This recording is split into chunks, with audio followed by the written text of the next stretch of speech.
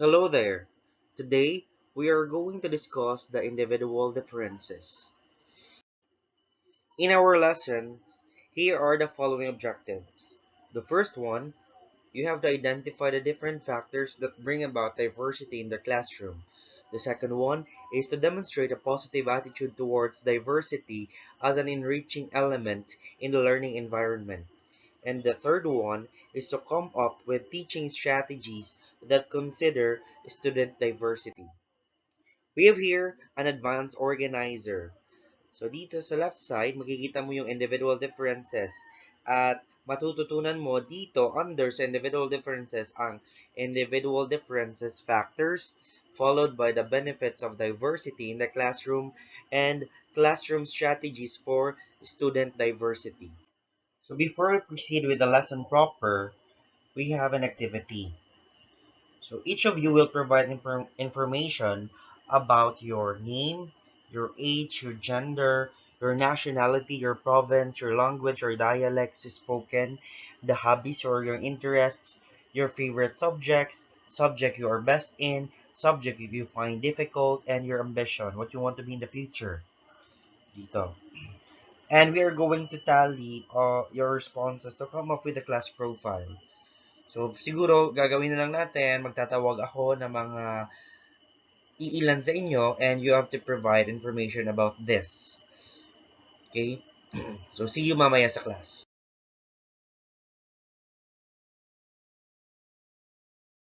Factors that bring about student diversity. In all learning environments, individuals interact with others who are in some way different from them. It also comes from other factors like the following. Una, socioeconomic status. Sabihin mo, socioeconomic status. Say it again.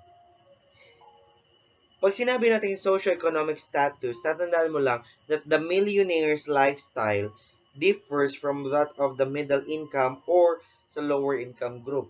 Magkaiba naman talaga ang pamumuhay ng mayayaman sa may pera sa wala. Tama ba? So, dun pa lang sa socio-economic status mo, nagkakaroon na po tayo ng diversity. Again, pag sinabi natin diversity, yun yung pagkakaiba-iba ng bawat tao or depende sa kung anong organismo yung dinadiverse. Okay.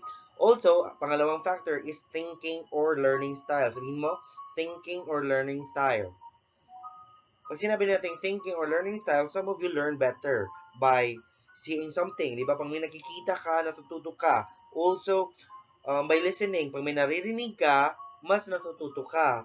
Also, ang iba, pag nagbabasa, natututo na agad. Pero yung iba gusto na naman nagdi-discuss, may nakikita, at the same time may naririnig. Or yung iba naman, natututo through manipulating something or pag may application or may involvement ng katawan, like gumagalaw siya, kinesthetic kumbaga. Also, the third factor is exceptionalities. Again, sabihin mo exceptionalities. So dito, for example, sa klase, in our class, there may be one who has difficulty in spoken language. Iba siya magsalita, nahihirapan siyang magsalita. Also, comprehension, nahihirapan siyang umintindi. At the same time, seeing, like hindi niya agad naiintindihan yung nakikita niya, lalo na sa picture analysis, also sa pandinig, etc. At this juncture, malalaman natin kung paano ang student diversity enriches the learning environment. Yung teacher may be challenged to handle a class with students so diverse. Kasi nga pa-iba-iba. There may be students having different cultural background kasi iba-iba yung lahi, different language abilities because they are from different places, different attitudes and aptitudes as well as their behaviors. Some teachers might see this diversity as a difficult predicament. It's really a hassle naman talaga. Yet, a more reflective teacher may see a diverse classroom as an exciting place to learn, not just for her students or his students, but also for himself and herself. A wise teacher may choose to respect and celebrate this kind of diversity.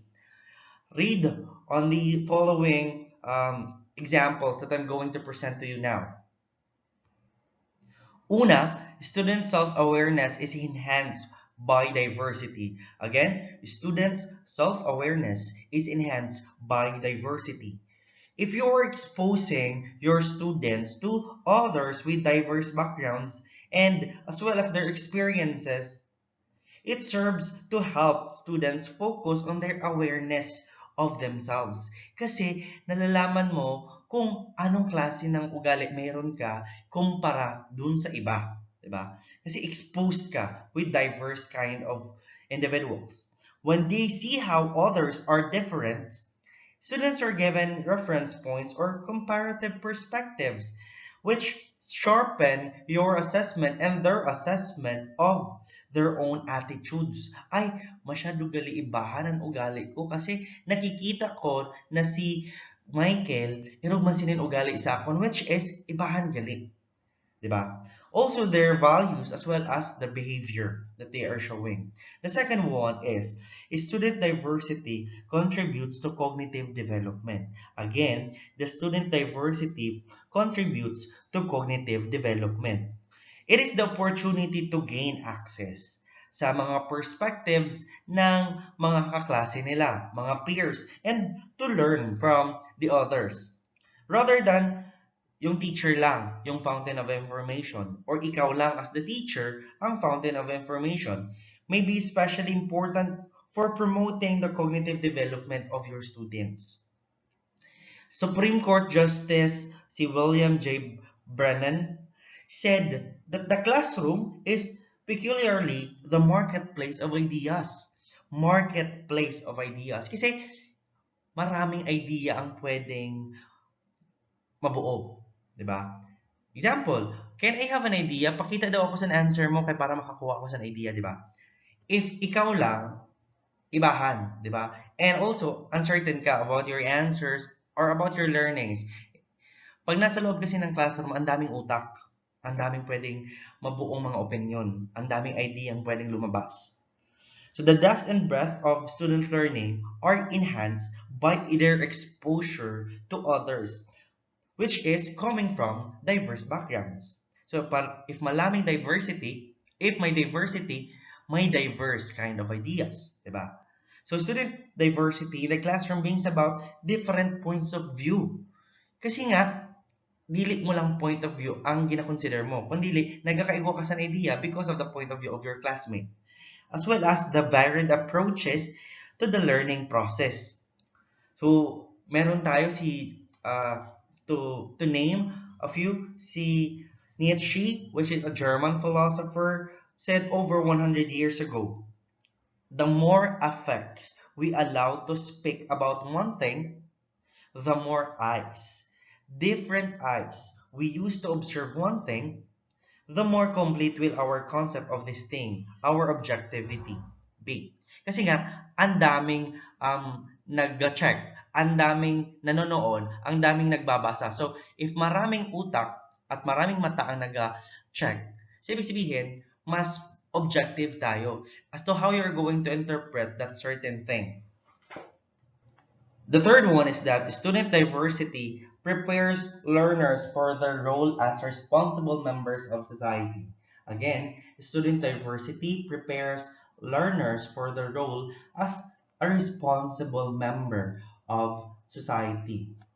So we have here si Susan Morse. Sinabi ni Susan Morse, one competency that has strong implication for instructional strategies that capitalize on diversity is the capacity to imagine situations or problems from all perspectives and to appreciate all aspects of diversity. That you have to imagine you yourself, that you have to consider the perspectives of the others. If you're going to move or to do an action, how it will affect others. Diba? Hindi mo kailangan i-consider lang yung sarili mo, kundi kailangan mo din i-consider ang diversity sa loob ng klase nyo. Ano ba ang pwedeng maging epekto nito sa kaklase mo? Diba? So you have to appreciate these aspects of diversity. And furthermore, the classroom can provide more than just theory given by the teacher in a lecture. With student diversity, the classroom becomes a public place. It becomes a public place where nakakabuo kayo ng community that can be practiced within, in which dun kayo magiging responsible members. Fourth one, student diversity can promote harmony. When student diversity is integrated into the classroom teaching and learning process, it can become a vehicle for promoting harmonious race relationship. Through this, a student-centered teaching strategies, when I say student-centered, um, that is, ang estudyante yung gumagalaw at ikaw as teacher, facilitator. Diverse students can be encouraged to interact as well as to collaborate with one another on learning. And also to emphasize unity at saka effort while capitalizing on their diversity of backgrounds. Kasi iba-iba yan ang klase ng pinanggalingan, iba-iba yung background nyo. So, naging harmonious yung pamamalakad, lalo na sa pag-finish ng certain task because of this kind of diversity that you have to collaborate with one another. So, here are some tips on student diversity that you can share to your future learners. Una, encourage learners to share their personal history and experiences. Students will be made to realize that they have something in common with the rest. Diba? They also differ in several ways. If you are going to ask your learners about their backgrounds, and they will find out that ganito pala yung background ni Michael, ganito pala yung background ni Michelle, diba? So yun, you have to encourage them to share their personal history to realize that they have something in common with the others. Second one is to integrate learning experiences and activities which promote students' multicultural and cross-cultural awareness. Ano ba yung mga pwede mong gawin as teacher? Una, pwede kang mag-initiate ng co-curricular experiences that you are aimed at promoting diversity awareness. So these activities could be held to coincide with already scheduled national weeks or months which are designated for the appreciation of diverse groups. For example, disability awareness, lalo na kung may mga kaklase kang may disability. Also, linggo ng wika, lalo na kung may mga foreign ka na kaklase. Lalo na kung ibang, pero kung local naman na mga lahi, like example, Ifugao, Igorot, etc. It could be a good source of activities, di ba? To further celebrate this diversity and also Indigenous Peoples Week, di ba? Pwede mo dun ipasok. Also, pwede din, hayaan mo yung mga estudyante mo mag-interview na mga tao sa campus who are from diverse backgrounds. Example, yung mga foreign students kung meron man, or students from other ethnic or racial groups. These students of different racial and ethnic origins serve as their source of first-hand information on topics related to their culture, di ba? Natututo ka at the same time. And these can also provide opportunity for interaction among students who may otherwise never come in contact with each other. And you may also invite students to internet discussion, lalo ngayon na this is the new normal. Pwede rin through email. Have them visit foreign countries and talk to natives of those other country from the other countries. Example, Omegle, di ba? Nag-Omegle naman siguro sa inyo yung iba. And through that, naka-meet ka with different kinds of people from all over the world. Pwede kayo mag-usap and interview nyo sila. As students, if also they have ever been the personal target of prejudice or discrimination, and have them share their experiences with other members of the class. So, in short, parang maging maritas ka, pero in a nice way. And third one is, aside from highlighting diversity, identify patterns of unity that transcend group differences. So, dito, may sinasabi tayong every human is, at the same time, like all other humans, like some humans, and like no other human. Again, every human is, at the same time, like all other humans, like some humans, and like no other. Minsan may kaparehas ka, minsan may wala. Minsan wala talaga. Diba? So parang ganun lang. This observation suggests that a paradox in human experience, namely, we are all the same in different ways. Ganun lang naman yung gusto yung pang-abot sa na. It may be important to point out to students that the biological reality that we, as mga tao, share approximately almost 95% of our genes in common. And less than 5% of our genes account for our physical differences sa mukha mo, sa shape ng katawan mo, etc. When focusing on these differences, these commonalities should not be overlooked. Otherwise, our repeated attempts to promote student diversity may inadvertently promote student divisiveness. One way para ma-minimize natin yung risk is to promote unity along with these pagkakaiba. Para mas maiwasan pa natin to, dapat magkaroon tayo ng universality dun sa mga experience by raising students' consciousness of their common themes that bind all groups of people. In addition, to highlight the variation on those themes. So the fourth one is to communicate high expectations to students from all subgroups. You are going to make a conscious attempt to call on or draw in students from diverse groups by using effective questioning techniques that reliably elicit student involvement.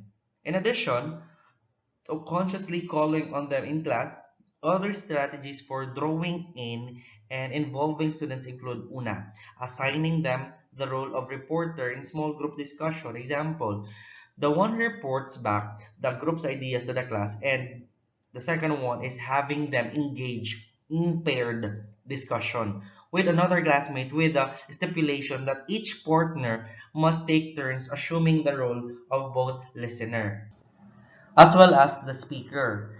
Also, you may schedule as instructor-student conference with them outside your classroom.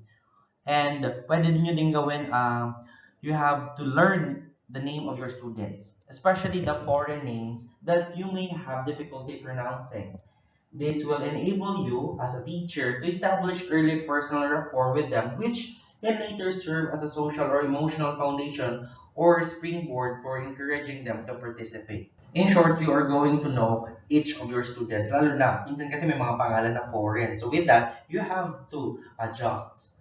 The fifth one is to use varied instructional methods to accommodate student diversity in learning styles. Again, you have to use varied instructional methods. Iba-ibang paraan. Diversify the sensory or perceptual modalities through which you can deliver and present information. Example, through oral or through text or through dramatic as well as pictorial representations or pwede rin hands-on experiences ang pwede mo i-conduct. The sixth one is to vary the examples you use to illustrate concepts in order to provide multiple contexts that are relevant to students from diverse backgrounds. So kapag nagbibigay ka ng example, dapat malawak or hindi ka na nakafocus sa isa lang para mas nakikater mo yung needs ng mga estudyante mo. So you may use specific strategies for providing multiple examples as well as varied contexts that are relevant to their varied backgrounds, including the students' complete personal information cards during the first week of the class. Kaya pinagsabit ko kayo ng mga index cards as well as to use this information to select examples or illustrations that are relevant to their personal interests as well as their life experiences. Also, you have to adopt.